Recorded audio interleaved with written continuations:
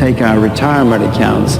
They will take our 401ks. They will say, you've all been having such hard times earning money, so what we're going to do is we're going to save you. We're going to give you government bonds, which are guaranteed, 30-year government bonds, and you will get 3%, and you give us your retirement assets. Imagine walking into a bank today.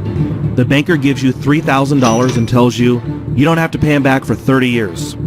Would you gladly accept the cash and walk out? Hopefully not, because this story is missing something very important. What's missing from this story is we have no idea what the interest rate the banker is charging us. We also have no idea what the other terms are for the loan. Does this sound familiar to those of you contributing to a 401k plan? This is without a doubt the biggest risk to your 401k. You have no idea what the terms will be when you want to start withdrawing your money. In exchange for deferring income tax today through a 401k contribution, you are paying less tax now and keeping more of your paycheck. This sounds good. However, you still owe the money to the government in the future. Essentially, you are borrowing money from the IRS in hopes that they will treat you fairly when it's time to pay the money back. We don't know what income taxes will be in the future, but I'll bet they'll be a lot higher. The rule where it says you can withdraw the money penalty free at 59 and a half, they can change that to whatever age they want to as well. For all we know, the government could change the minimum withdrawal age to 70 and the tax rate to 75%. Here's a chart of the income tax rates from 1913 to 2011. This isn't exactly the most stable number you could have come up with to plan your retirement withdrawals. As with most things in life, your biggest risk is the central planners. These sociopaths already have too much control and power over our lives. Ultimately, though, the 401k is a cash cow for Wall Street. During the 1920s boom, just 3% of Americans owned stock. Shortly after World War II in 1952, that number rose to 4%. And by 1980, it was still at just 13% of Americans who owned publicly traded companies. However, after the law for 401ks went into effect on January 1st, 1980, the participation from the American public soared, and so did the fees Wall Street collected. By 1989, public participation in the stock market reached 32%, and by 2006, it peaked at 64%. Wall Street had truly found the perfect cash cow who was willing to buy blindly every single month without question. Talk to anyone who has a 401k, and they won't be able to tell you the fees, the investments they are in, or how much they can expect to have by the time they are in their 60s. At best, they will be able to recall that they checked the box, high risk, high return, or conservative.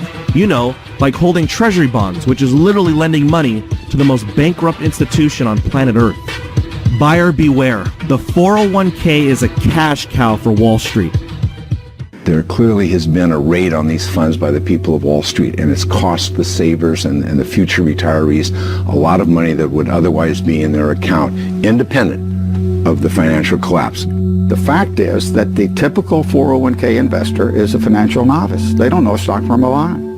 And we give them a list of 20 or 30 mutual funds. With half the funds on the list, really dogs, what people would characterize as dogs, shouldn't be on the list to start with.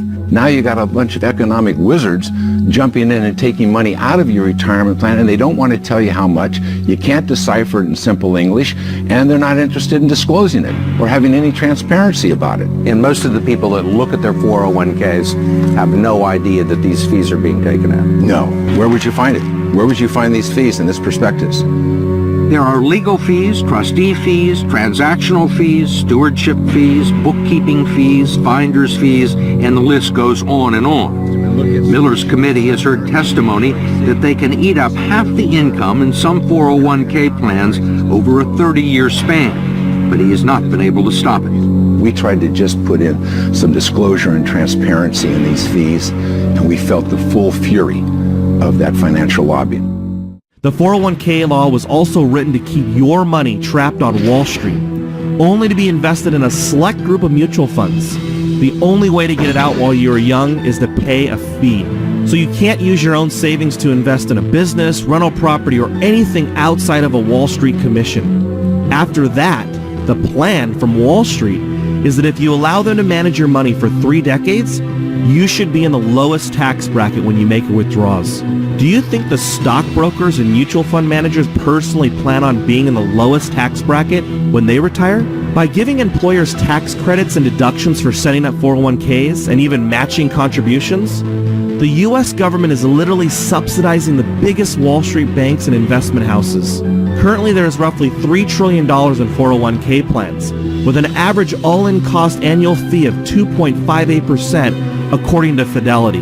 This equals $77.4 billion for Wall Street every year in just fees. Not to mention the amount of liquidity this provides to the professional traders. The brilliance in this scam is that it has conditioned Americans into believing that the stock market is where retirement and savings belong.